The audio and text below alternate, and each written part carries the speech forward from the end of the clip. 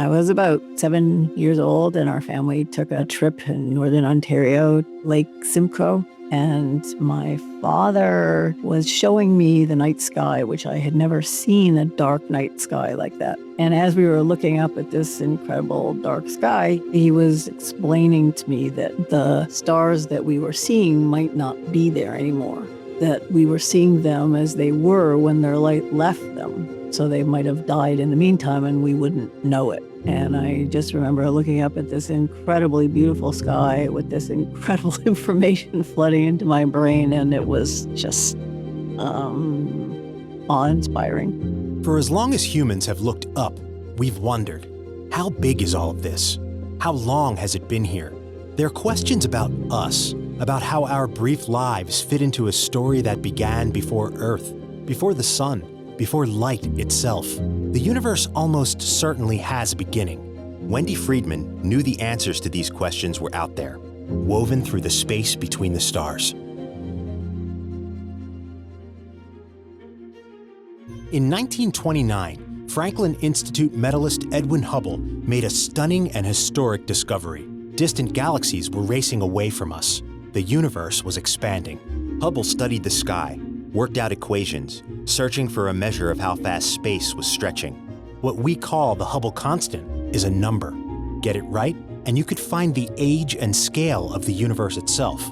Hubble didn't get it quite right. He didn't have the technology.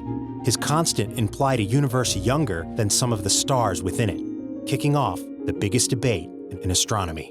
When I entered the field, people were arguing at that time, astronomers, there was a debate about whether the Hubble constant was 50 or 100. And that implied an age for the universe of somewhere between 20 billion and 10 billion years, which is a huge discrepancy.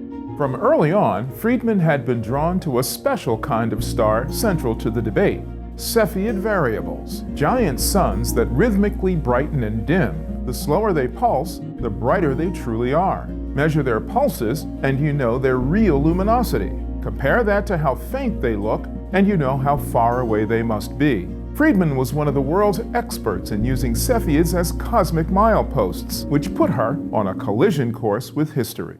As Freedman honed her Cepheid expertise, one of humanity's greatest technological achievements was being assembled at NASA. The Hubble Space Telescope was designed to find and measure Cepheids in new ways. Set to launch in August 1986, Freedman was the perfect candidate to lead its flagship effort, to look farther into space than ever before, measure, find the Hubble constant, and reveal the true age and size of the universe. But then, tragedy struck. NASA paused spaceflight, grounding Hubble for 4 years. And when it finally rumbled to space in 1990, the first images brought more crushing news. It would take a heroic space-based repair, another 4-year wait, before Freedman could finally begin. Suddenly we could get above the atmosphere, and we could see 10 times farther, which let us access a volume 1,000 times greater. And so it was a huge leap. The view from Hubble was breathtaking. It seemed like ages since she'd stargazed at Lake Simcoe. Yet the same question she'd asked at 7 years old swirled through her mind. How old? How big? How far? Only now, Freedman had at her fingertips the most advanced telescope ever built. Over years, the team surveyed distant spiral galaxies, measuring their flickering Cepheid stars. They debated uncertainties, reran numbers, and watched as slowly the error bars shrank. After a decade of setbacks, another decade of searching the skies, the universe finally answered. We used the same kinds of stars that Edwin Hubble had used, stars called Cepheid variables, to measure accurate distances and to measure the Hubble constant to an accuracy of 10%. We measured a value of 72 kilometers per second per megaparsec, which led us to infer an age of about 13.7 billion years. For the first time, the age of the universe was not a guess or a wide range. It was a measured quantity, old enough for the oldest stars. In that 13.7 billion year timeline, our entire species fits into a sliver at the very end. Every story we tell, every song, every work of art, every act of kindness or cruelty, all of it unfolds in the last tiny fraction of a cosmic second.